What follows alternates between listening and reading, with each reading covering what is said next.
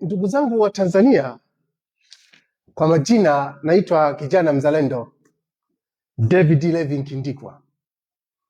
Leo nina mambo kadhaa ambayo nataka ni tushare na mimi. Baada ya kusikiliza kongamano la vijana wa Chadema na viongozi wao, nikawaza na hotuba jinsi zilivyotolewa na viongozi wao, naweza kusema kabisa kwamba kuna mambo makubwa ambayo kwa kweli yanaleta impact kubwa kwenye umma na wanatoa somo kubwa katika uongozi wa nchi hii na katika vijana wa nchi hii, zile inspiration. Na nikawa najaribu kuwaza kwamba Chadema ya sasa hivi, ni kweli Chadema ya sasa hivi inajitahidi kwenda katika misingi ilipoanzishwa, lakini najaribu sana kuifikirisha akili yangu juu ya Chadema ya Dr. Wilbrod Slaa. Alijenga misingi imara kama katibu mkuu mtendaji wa chama, alijenga misingi imara, alijenga misingi ya kujenga hoja thabiti dhidi ya hoja kinzani. Alikuwa sio muumini wa ngumi, alikuwa sio muumini wa vita, lakini yeye vita yake ilikuwa ni katika kujenga ushawishi wa hoja. Na hicho ndicho kitu ambacho walikuwa wanajaribu kujenga, kuambia vijana wao, wale viongozi, vijana wao, tengeneza vijana ambao ni jasiri, tengeneza vijana ambao ni shupavu, tengeneza vijana ambao wanajiamini. Hilo ni jambo ambalo ni sahihi kabisa. Na hiyo ilikuwa ndio shabaha ya CCM. Wakati CCM inaanzisha yani umoja wa vijana, shabaha yake kubwa ya kwanza ilikuwa ni kuhakikisha kwamba tunatengeneza vijana kwa ajili ya uongozi wa kesho. Yani baada ya ile generation kutoka, halafu generation itakayokuja wawe ni wanapokuwa wana take over, wawe wana uwezo wa kushikamana, na wawe wana uwezo wa kuchapa kazi, na wawe na uwezo wa kulinda na kuongoza nchi na kuongoza taasisi mbalimbali wanazokabidhiwa. Lakini bahati mbaya sana kwa upande wa CCM kwa leo, ile misingi ya kuanzisha kwa umoja wa vijana wa CCM imebomoka.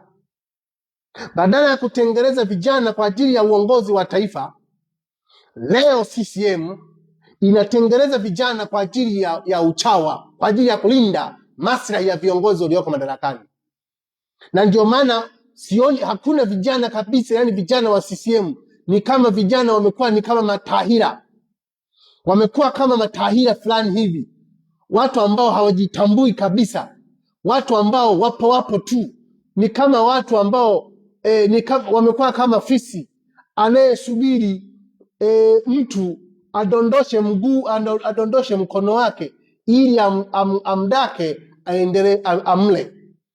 Ndio hao vijana wa CCM wa leo.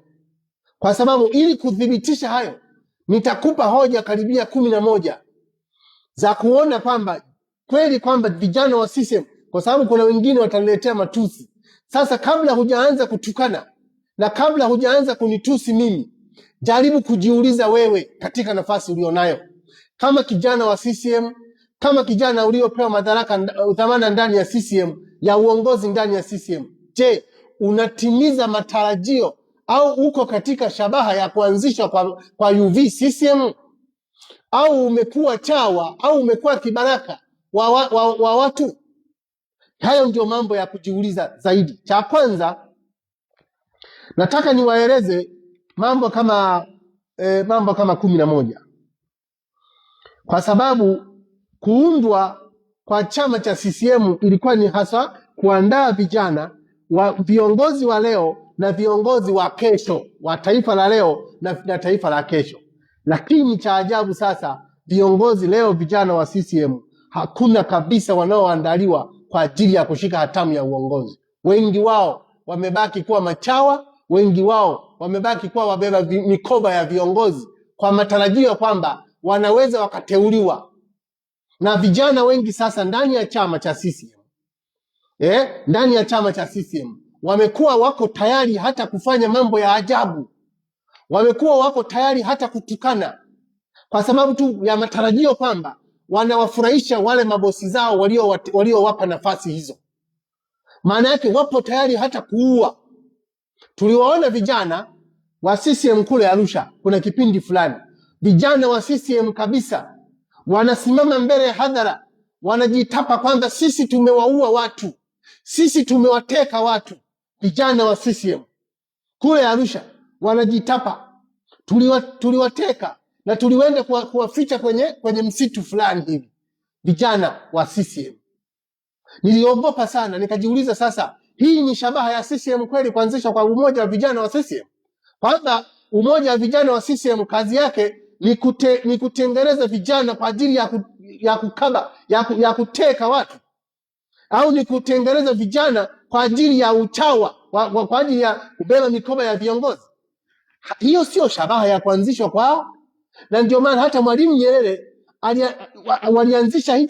walianzisha hii umoja wa vijana kwa malengo ya kwamba tuwe na vijana jasiri, na tuwe na vijana jeuri, na tuwe na vijana wenye msimamo katika kupigania maslahi ya nchi.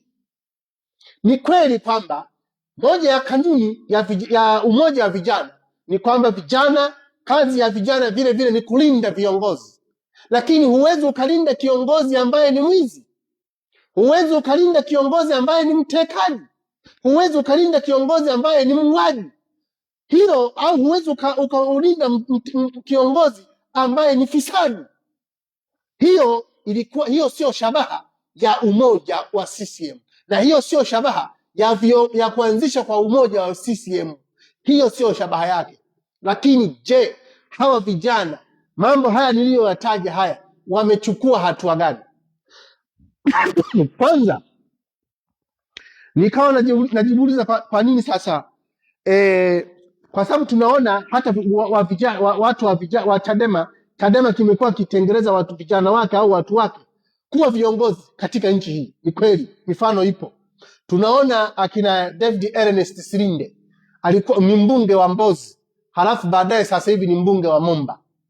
Si mnakumbuka? Au Tunduma. Si mnakumbuka? Yeye huyu kijana ametoka chuo kikuu cha Dar es Salaam moja kwa moja, hana shilingi hata moja. Akaenda kule Tunduma, wananchi wakampokea, wakampa kazi, wakawambia kwamba wewe unatufaa kwa sababu unajua kujenga hoja, nenda katuwakilishe bungeni. Mtu amemaliza tu chuo kikuu, anaenda kule anakuwa mbunge. Mfano wa dhahiri. Tunaona akina Zitto Kabwe alikuwa ni moto wa kuotea mbali. Ni vijana waliopigwa katika mikono ya Dr. Wilbrod Slaa, vijana waliopigwa na Chadema. Tunaona akina David Kafulela leo ni kiongozi mkubwa wa PPP katika serikali, amekuwa mbunge. Tunaona akina Salome Makamba leo ni naibu waziri katika ofisi ya nishati, ametokea Chadema. Tunaona akina Profesa Mkumbo wamepigwa na Chadema, leo ni waziri wa nchi, ofisi ya rais, anayehusika na mambo ya mipango ya nchi. Mnaweza mkaona. Tunaona akina Patrobas Katambi leo ni waziri wanayehusika na mambo ya ndani. Tunaona vijana wengi sana ndani ya baraza, ndani ya uongozi wa CCM, ndani ya serikali leo wanatumika kwa sababu wamepikwa na Chadema. Kwa hiyo huwezi ukaiepuka kwamba Chadema kwamba imekuwa ni tanuru la kupika viongozi. Ni kweli, zamani CCM ilikuwa ni tanuru la kupika viongozi, leo limekuwa ni tanuru la kupika machawa. Ndio utofauti wake. Na kwa sababu hiyo, kama ingekuwa sio kwamba kama hili vijana wangekuwa sio tanuru la kupika machawa, tungesikia mambo yafuatayo. Je, mlishawahi kuwaona vijana wa CCM wakidai uwajibikaji, accountability ya viongozi wanaotenda vibaya, accountability ya viongozi ambao wameshindwa kutekeleza majukumu yao, wakaruhusu mpaka watu wakapigwa risasi, wakaruhusu mpaka watu wakatekwa? Je, mlishawahi kuona vijana wa CCM wangapi au viongozi wa CCM wameandamana kudai accountability ya viongozi wanaoongoza taasisi mbalimbali katika serikali? Na kama hawajafanya hivyo, unafikiri ni kwa nini? Je, wametengenezwa kwa ajili ya ni wale wa vijana jeuri ambao Mwalimu Nyerere alitamani?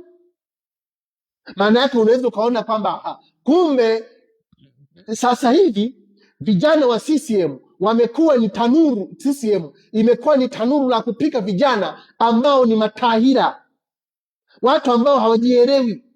Sijui unaweza ukasema hivyo, kwa sababu mtu ambaye ana akili timamu hawezi kuona ufisadi unatamalaki katika nchi halafu akashinda kudai accountability ya watu wanaofanya ufisadi huo, kwa sababu kwa mujibu wa katiba hii ya CCM ibara ya 18 inasema hivi, ni mwiko kwa kiongozi kutumia madaraka aliyopewa ama kwa ajili ya manufaa yake binafsi au kwa upendeleo au kwa namna yoyote ambayo ni kinyume cha lengo lililokusudiwa madaraka hayo. Sasa leo tunaona viongozi wanajimilikisha ardhi, wanapola rasilimali, wanamiliki majengo, wanamiliki manyumba South Africa, wanamiliki manyumba Dubai. Je, unafikiri hizi fedha hao viongozi waliopewa dhamana wametoa wapi hizi pesa?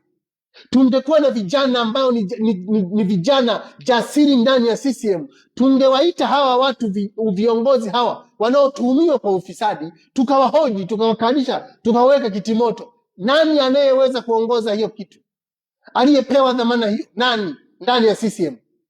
CCM wamekuwa machawa, kwa sababu na wao ni wanufaika wa upigaji wa uporaji wa rasilimali za namna hiyo. Kwa maana kwamba viongozi waliopewa madaraka wanapopola rasilimali, wanapofanya ufisadi, na wao wanawakatia kidogo hawa wachache hawa matahira hawa, na wenyewe wanaridhika. Maana yake vijana wa CCM wamekuwa ni matahira ambao hawajielewi kabisa.